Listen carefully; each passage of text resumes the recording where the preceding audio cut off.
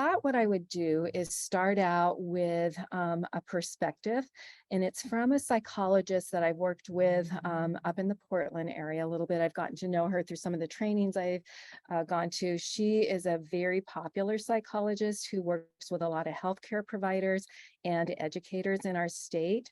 And she was asked recently about screen use and what her perspective was personally, because she has children at home too, and what she has done and her thoughts about it. And it was helpful to me to hear her perspective. And then we'll start talking about kind of other perspectives from doctors and ophthalmologists and things like that. But I want to start with her story. So, what she said is that she highlighted that making decisions early about setting limits with screens made it really easy for her later on as her children got older, and there was even more of an interest by their peers to be using screens. By setting limits early on about how much screen time they could have, it helped her kind of broaden her children's experiences. And so she followed their interest and she tried to, well, she didn't try, but she, offered them opportunities to play sports, take them to sports, to engage in other activities at home that were simple activities that could easily be given to her children. She supported them in any interest they had. So they fell in love with animals and she let them have animals. And so she just kind of broadened what the opportunities were. And she said that as they got older and she was having conversations with them about what the peers were doing and how much peer screen time they were engaging in, her children were able to make the decision not to follow their peers, but really think about what they wanted to do for themselves based on prior experience. So I think that's just a really good testament that by setting limits early on, you can expect things to be easier and possibly be more collaborative when you're talking to your child at an older age about what should the boundaries be and why should we choose things. How do we make that decision? And a lot of her guidance that she used in her own family was based on a book that she read and some work that she did with a person who's been awarded the 2019 Gold Nautilus Prize for Psychology. And her name is it's Doreen Dodgen Nagy. And she wrote a book called Deviced, Balancing Life and Technology in the Digital World. So not only did Dr. Amy have like her own opinions and resources, but she really relied on this other person to make some decisions. And in this book, there were three big takeaways that I got from it. And one was that she said that we could be short-circuiting parts of our brains that are responsible for focus, concentration, delayed gratification, and tolerating unease. Two, our ability for critical deep thinking can be diminished when we use our devices to find quick solutions and answers to problems rather than spending time wrestling with them. And three, we could all be more calmer and more connected with each other if we could embrace being bored, inconvenienced, and uncomfortable, which is sometimes what happens when we don't have the answers right away or we can't think of something else to do right away. So I'll let that sit with you for a little bit, and then I'll share some guidance from some other probably familiar people to you, like your child's pediatrician, because the American Academy of Pediatrics has some very specific guidance about screen use. And what they recommend is that children under 2 years really don't use screen use, but they do have some kind of exceptions around that. And what they think is that under 2 years, video chatting with loved ones can be part of that and be okay. And between 18 and 24 months, they think that small quality doses of programming, like high quality TV that you watch with your child, could be okay as well. They also recommend limiting screen use with older children. And for older children, meaning like 2 to 5 years, they think that a maximum of about 1 hour per day and co-viewing or watching with them is ideal, as opposed to letting them use screens alone.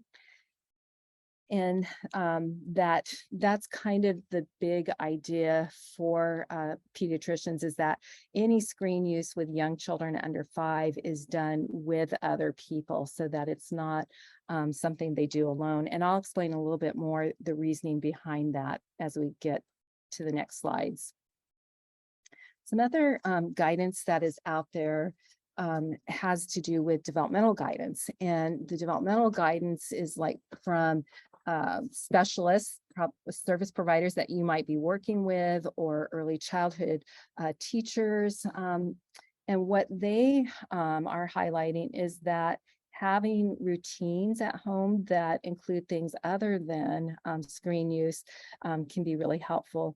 And that things that we have to pay attention to are that language develops really quickly in the early years. And so the choices that we make that promote language are really important ones. They also highlight that interactions with people are necessary, that for really little ones, they're really starting to form trust and safety with others. And when people are involved in their interactions, this happens much quicker. And it also helps support regulation for them, so they can do other things and feel safe doing those things. And little ones, as you probably know, they like to do a lot of things with their hands, and they learn from their hands. They learn from touching and holding and looking at things and using all their senses.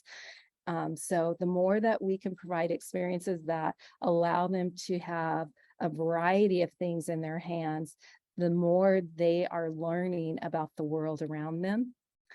And then what we know is that social interactions, so developing friendships with others and interactions with others, it requires a minimum of 4 exchanges. So, 4 back and forth turns of I talk, you talk, I talk, you talk will help support that development of friendships and those social connections with others. And when a child has a screen in front of them, they're not getting that reciprocity that happens when people are in front of them. So there's a couple handouts that kind of highlight things that are guidance for both infants and toddlers and for young children. And really what's in common for both of them is that we as adults become good role models. So if we're using our screens all the time, they're going to imitate, and they're going to probably use their screens all the time. So the more we can manage how we use our screen time and put it into the broader context of the routines of our day, the routines of our week and our year, the better off they will be. And then some of these other things are, making sure we make good choices, and we use resources to do that, so that we're informed about what children are looking at and learning from their screen time. And then just trying to remember that there is a safety issue in how much exposure children have to screens. So being a good role model, using technology together, choosing wisely, balancing your time, and thinking about safety are all really important pieces of figuring out how much screen time and what type of screens to provide. There was a study done not too recently, a few years back, and it was a very interesting study. They wanted to know what effects were from parents who were interrupted with a cell phone call and they responded to it versus continuing their interaction with children. And so what they did is they asked the parents of 2-year-old children to learn 2 new words, and they made them up to make sure that the children had never heard the words before. So you see the word frep, which meant shake, and blick, which meant bounce. They used these 2 words to teach children these words. And what they did in one situation, they had the parent teach them without any interruptions. And in the other situation, they interrupted the parent with a cell phone call. And what they found out is that interruption actually interfered with children being able to learn the words. it got in the way of them being able to learn them as quickly as the children who were learning without interruptions. I read a book just recently about the evolution of screens in our society. And there was a really interesting fact in it. It said that people check their phones on average 150 times a day. And I had no idea that could be how many interruptions children could be experiencing. Not that they would necessarily experience 150, but it could be a fair amount if you're talking to them and then your phone rings or you look down to check the weather or this, that, or the other thing. It was just surprising. I wouldn't have thought that many. I don't know about you all, but it was like, wow. Now that makes sense why this could have such an impact on children's learning. Oops. So technology is everywhere. And there's ways that we can use it to support learning. So these are some examples of ways that we can support learning. Megan, am I getting into your section? No, I think No. I thought that I was going to start with the part about passive and active Okay. screen time. Just checking. Okay, so there are lots of ways that we can think about doing things differently. These are just some examples here of things that are kind of built into our society that are options. We're going to talk about a lot more towards the end of it.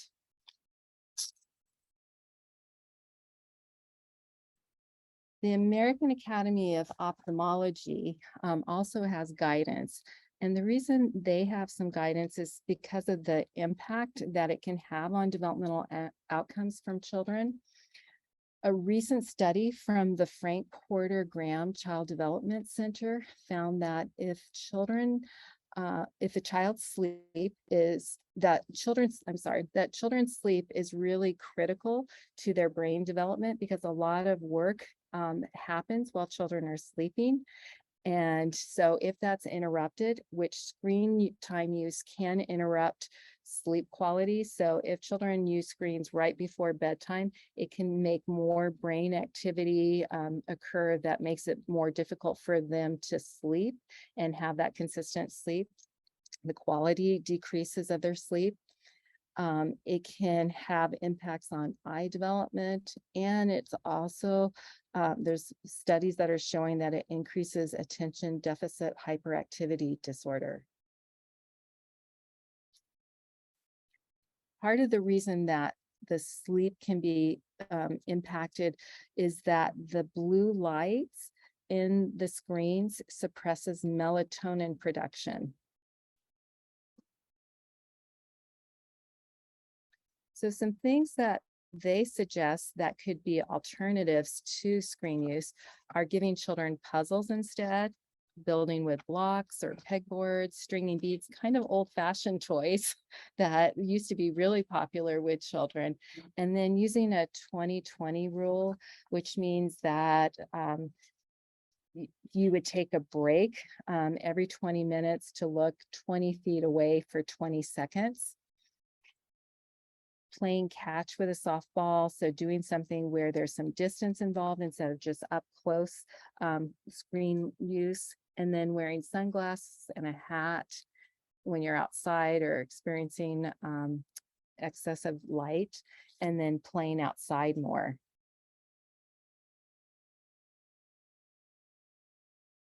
So when might technology be necessary for children? Megan is going to talk about this part of it, because there are times when it really is important for children, even their language development, and she's going to cover this section. Okay, thank you. So there's really, if we can move on to the next slide, we kind of want to talk a little bit, and you've touched on this already a little bit, Natalia, is this idea of active and passive use of screens. So that we talked about earlier, when we are watching television or watching a screen, is that the parent is present with the child as much as possible, and that you are watching and consuming that content together. And that active use of the screens also why doing things like video calls with family, particularly if you have family who live far away, those kinds of things are can be very helpful for development, and it tends to be not so much of an issue.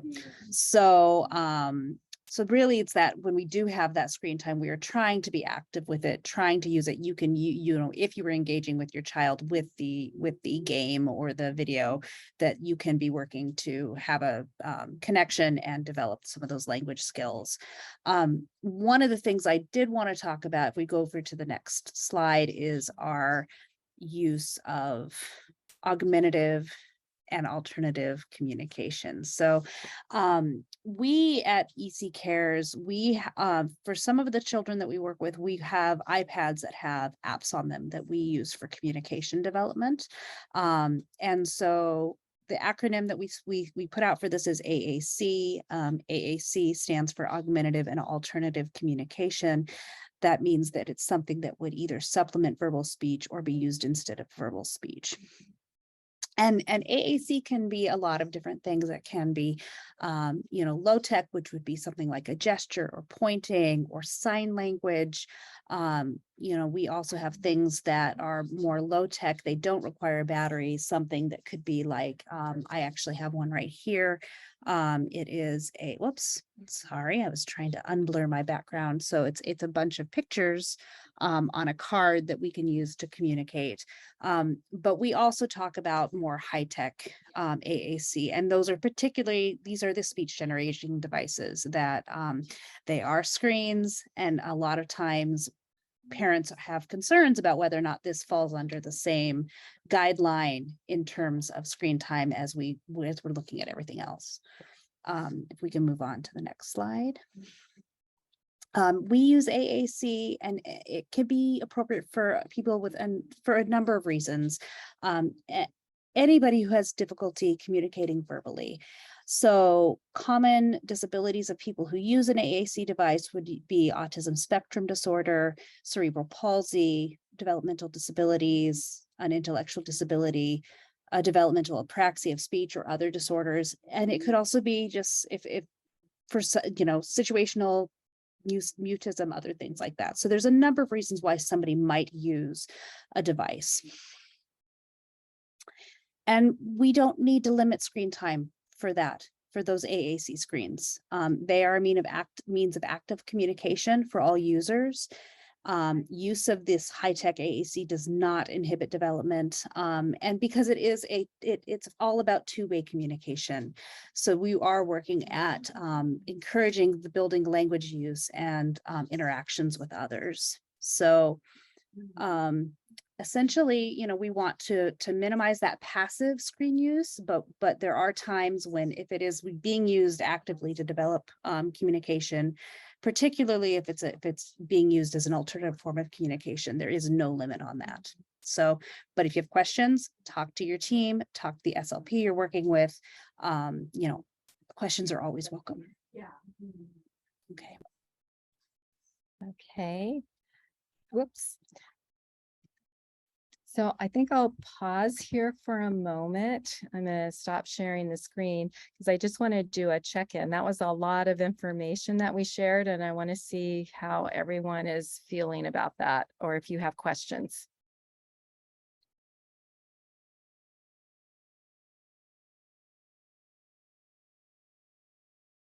No? Darcy or Misty or Kimberly, any questions or thoughts, comments? All good here. All good? Okay. All right. Well, I will switch us back, and the next section is going to be our toolbox to alternatives to screen time use.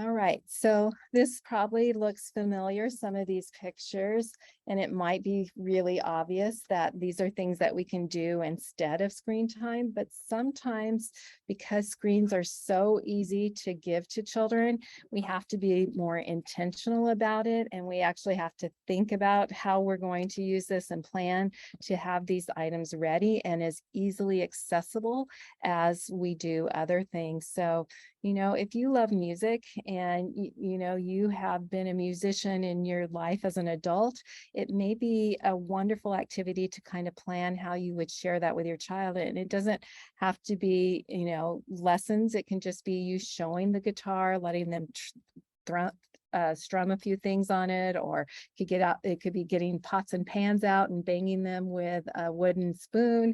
It doesn't have to be complex at all. And one of the activities that a lot of our teachers will use in the classrooms, you've probably seen this, is bubbles. Bubbles are always engaging to children. They're simple, easy to do, and never seem to fail. And so just planning ahead to have those around with you, maybe even just the little tiny wedding bottles of bubbles that you get. It's nice to have those in the car so that you can have those easily accessible if you go for a walk in the park, or just need to do a bubble breath in the car. So thinking about what you can do that you enjoy, that you could share with your child, or that you could put together. And you see the little guy in the boat with the kind of like a long cardboard tube. So just a reminder that toilet paper tubes have endless possibilities for children, taping them together to make binoculars, making sounds out of them, looking for them like an I Spy game. There's just so many ways that we can take very simple objects and turn them into endless fun if we encourage it. There are additional TV-free activities. And again, they're probably ones that you're already doing. It's just more a matter of bringing it to our awareness again and reminding ourselves. We could just march around the house and play a marching game with some music on. We could play a clapping game or clapping to music. You could turn on your favorite music and have children clap with you or make some silly sounds to it. Stories, making up an obstacle course with boxes or other things that you have around the house, taking walks around your neighborhood, maybe doing that on a routine basis so that every other day after you eat dinner, you go for a short walk around the neighborhood. Trying to put it into a routine will help you and your child do it more on a regular basis. So take a look at these, see if there's one or two of them that you could maybe start adding to your routine so that your child starts to expect it and it switches them from when they might have gone to a television or to a tablet or something else instead. And then if you're doing all of those things already, you might want some inspiration. You might want to think about some other creative ways to get your child engaged in activities. And these are just a few websites that may spur some interest. The picture on the side is kind of a popular idea now with early childhood educators. It's called Loose Parts, and it's putting together like a variety of materials that you have on hand that maybe your child isn't playing with anymore, but you put them together and give them to your child, and it builds on their creativity to figure out how to use them together. The websites are really just websites where you can find really interesting toys. So the next time a birthday comes up or some event where you're going to be purchasing toys for your child, you might want to check these out to get some new inspiration. There's a book called Run Wild, and it's written for ages of children 3 to 5 years old. And it's a book about kind of a gray, dreary day with a boy that's hunched over a screen and a girl runs by and says, "Hey, you, sky's blue." And that changes everything for the little character in the book. And they get out and they explore the world in the sunshine and stomp in the mud puddles and realize that there's so much more to do than be inside a screen. So It may be that reading a story like this gives you a new phrase that you can say with your child that will inspire them to make that shift from the screen. You could say to them, "Hey, you, sky's blue. Let's go out and do X, Y, and Z." So just another way to think about, like, how would you support your child with that transition? Maybe this story, maybe this phrase. This book is a book with very few words, but it has kind of it's a funny little story about a monkey who really wants to share a book with a little boy, but the boy is far more interested in watching TV. So the monkey tries all kinds of increasingly silly ways to entice the boy to read with him. So it's kind of a great book for you to think about, like, well, what would I have to do to entice my child to switch from a screen to doing something else? And, making this part of your reading routine with your child, repeating it a few times, it might give you some ideas, it might give your child some ideas of what else you can do. And you can really make up things with this book because there's not a lot of text. So it really relies on the pictures for you to describe them and kind of emphasize certain parts that could highlight that transition. And then this is something that I think it's really easy to kind of just gloss over when you go for a walk. And even if it's just a walk in the grocery store, you're picking up your groceries, try to elevate little things with your child to make that experience interesting or more interesting, and to anchor it to things that they might be familiar with. So if you're on a walk and you see that purple lupine flower, you might point out to your child and say something like, "Wow, did you see that flower? It looks like our cat's tail. Do you see how it curves around just like our little kitty's tail at home?" So kind of making those connections to anchor the experience and to help build creativity, but also just like awareness of our world around us and how many interesting things and shapes there are out there. PBS Kids is a wonderful website that when you're looking for some quality screen time to share with your child, this is a really nice resource to go to. Daniel Tiger's Neighborhood has a lot of the little video scenarios that they have for children focused around teaching social skills. So the characters are working out things, they're talking about emotions. So children are getting more than just color and activity and action. They're really getting some content that's important for their development. Sesame Street really has a focus on teaching literacy skills to children, amongst other things. They deal with a lot of topics that are familiar for families, things that families are going through. So they have some really child-friendly ways to approach those things. If families are going through a divorce, they have topics like that, or a new kid moves in to their neighborhood, really common things that happen for all families. The Khan Academy Kids is a really nice resource for young children, but more so, I think, as children get older, really helps support the learning that they're doing in their schools, and helps you be able to help them with homework and help them broaden topics that they're learning in a variety of areas. And again, just a reminder that with any of these things, when you are viewing it with your children, it's increasing opportunities for you to connect with your child because you become familiar with what they're interested in. And then that builds on your communication skills. Now you have something in common to talk about, some things that you can emphasize or look forward to talking about at another time with your child. So a little bit more explanation on the PBS Kids app. So they have an app that you can find songs, video clips, little conversation starters to have with your children. And then they have really creative ways of how you can take their content and kind of make yourselves part of it by taking pictures of you with characters. And so you can see this is, one of their stories that they read online, and it has to do with emotions. And so you've got a lot of ideas now of things that you can do. So why do you need to make these changes?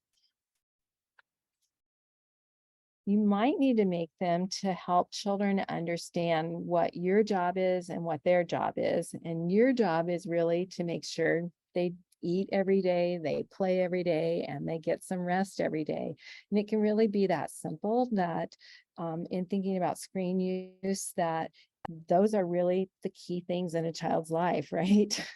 So trying to help them understand when you set limits, that that's your job. It's my job to feed you every day, make sure you have plenty of playtime and you get lots of rest. Your job is to be curious and explore new things. At Early Childhood Cares, we emphasize these expectations, these behavior expectations, but you might want to come up with your own at home. They could be these things, but you could have one that's also around screen time. You know, it might be an expectation at your home that we only watch things or use our screens together. That might be an expectation, or we do it for a certain amount of time. And your service providers can help you come up with your own expectations or your own rules around setting limits around screen use. So we can make things like this so you have pictures to go along with the words. Since children under 5 generally aren't reading words, they might know a few common words, but we like to pair pictures with them so children really start to understand what those expectations when we are using words with them. And we can also help you create a schedule that puts screen time within your schedule if you want to make it part of your schedule so children know when to expect it. And that'll make it easier when you're setting limits so that first there will be some things that we do in our day before screen time. We'll do it for this amount of time and then we'll be all done and we'll move on to something else. So it kind of helps support what your expectation is that we'll have a little bit of screen time. This is when it will happen each day. You'll always get it.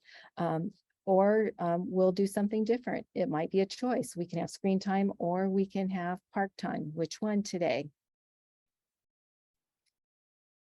So it could be something like this. We can even break it down. So if that big long list of the schedule looked like too much for your child to take in or looked kind of cumbersome, then we could break it down into little visuals like this. First, we're going to clean up our toys and then we'll have screen time.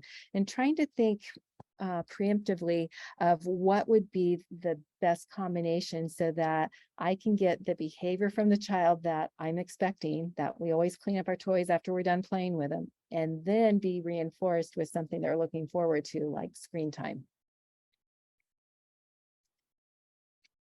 There are a couple tools out there that are really helpful in trying to get screen time managed in your home and screen use kind of balanced. So this website, Common Sense, which is also an app, they can send you free weekly text messages to kind of just prompt and remind you that there are other things that you can do in addition to screen time to support children. And there's also, they also send messages about, here's some ideas. If you want to give it to children, here's some things that we think are really quality things to share with children. So helping you pick out what kind of media might be best.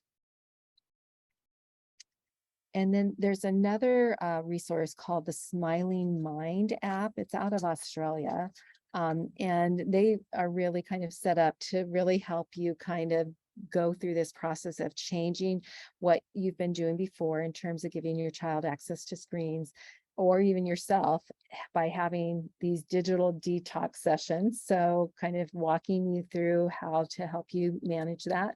Some stress management, if you're experiencing stress in this transition, which is very likely, anytime we change things that can be stressful, how to get more sleep around this as you're making this transition. And it's written both kind of in a child and adult friendly way. So some kind of final healthy technology environment strategies are keeping the TV off as your child plays. And this may be something that you haven't really even noticed because it just kind of runs in the background, but thinking about switching that from being off or from on to off, and then maybe changing it to putting some music on in the background, or just having some quiet time where there aren't a lot of other distractions while your child is playing. Then providing just some very basic, simple toys that give lots of opportunities to use them in a variety of different ways. So blocks can be stacked, they can be lined up, they can make different things, they can you can just do a whole variety of things with blocks. You could hide it, you could hide them, play a hide and seek game, you could match them up, matching colors, all kinds of ways to use them. Same with balls, cars, dolls, puzzles, and just household items. Anything in your house can become a toy to your child in some respect, as long as it's, a safe item. Often children love to put your old clothes on, put big shoes on that you have, or a hat, or even, items that you wear, and play some dress up with those items. And then trying to create your home environment so children have an opportunity to really focus on one thing. So sometimes that means putting a lot of the other toys away, or putting them in containers around them, so that they're only really seeing the thing that is out in front of them, and really help develop their focus on one thing or a few things rather than a lot of things around them. And then the last piece of guidance on this page is to really consider talking to your teachers or your child care providers about screen time, and trying to enlist their help, so that if they're providing a lot of screen time, or an amount that you're wanting to kind of pull back on, that you let them know that you're working on this with your family, and can you help, can they help you with that at school. I have this resource list of the items that I've talked about, the resources I've talked about in the chat today. And so this is going to be available on our website so that you will have access to them. But they're all the ones that I've kind of referenced as we've been going through the chat. What I had planned for today to cover with everyone. I'm wondering if there are any questions or comments about the content that we covered.